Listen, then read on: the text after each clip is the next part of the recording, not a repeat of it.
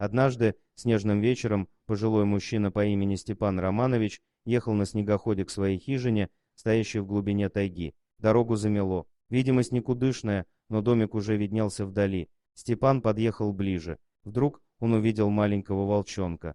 Тот бегал прямо возле хижины, но, заметив человека, бросился в лес. Степан Романович решил, что волчонок, должно быть, отбился от стаи. Зайдя в дом, он подумал, что неплохо бы накормить маленького хищника. Все-таки на улице бушевала метель. Дед положил в сумку консервы, отнес к лесу и поставил на снег. Волчонок, дождавшись, пока старик уйдет, бросился к еде. После того, как все съел, хищник не спешил уходить. Он как будто просил у старика еще какого-нибудь лакомства. Тот открыл вторую банку и накормил животное. Волчонок больше не боялся и не убегал. Степан Романович забрал его в хижину погреться. Старик дал волку имя Вион, такой он шустрый и живой. Волчонок улегся около печки. Позже к вечеру, когда метель стихла, он отправился на поиски своей стаи. Теперь, когда Степан Романович приезжал в свой охотничий домик, к нему всегда приходил в гости Вьюн. Малыш сумел отыскать свою стаю, но о доброте нового друга не забыл. С каждым днем зверь становился все крупнее и сильнее,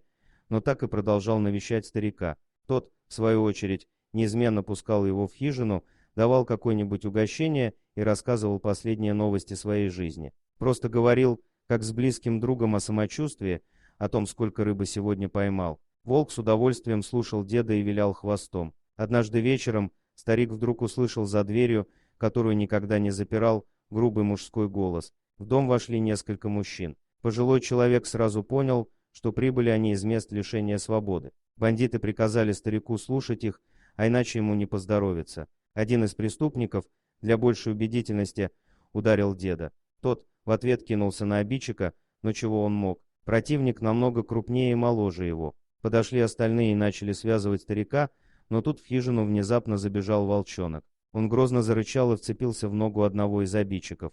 Бандит вытащил оружие, раздался выстрел. Волчонок заскулил и бросился прочь из хижины. Уголовник с довольной усмешкой повернулся к приятелям, но не успел сделать и шагу. В дверях показалась огромная волчица. Эта мать Вьюна пришла мстить за своего ребенка. Бандит застыл от ужаса. В один миг он повержен отчаянным броском разъяренного зверя. Остальные попытались убежать, но волчица загородила им путь. Старик, выскочив из хижины, бросился к волчонку. Бандиты кричали, чтобы он отпустил их, что они никогда не вернутся, но дед ничего не слышал. Перед ним на снегу раненый друг. Волчонок умирает. Послышался лай собак, голоса людей. Бандитов схватили. Степан Роман продолжал сидеть возле окровавленного тела волка. Горе и слезы застилали его глаза. Он знал волчонка совсем крошечным. Когда-то спас его от голода и холода, а теперь остается лишь оплакивать своего верного друга. Волчонок отплатил ему за добро всей своей жизнью. Уже стемнело,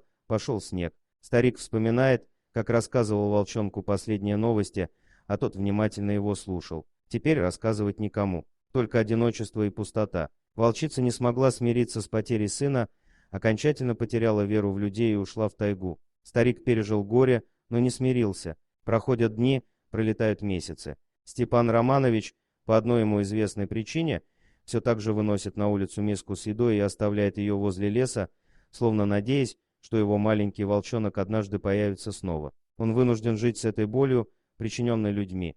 Дорогие друзья, если вам понравилось видео, поставьте лайк, а также подписывайтесь на канал, где найдете еще много интересного.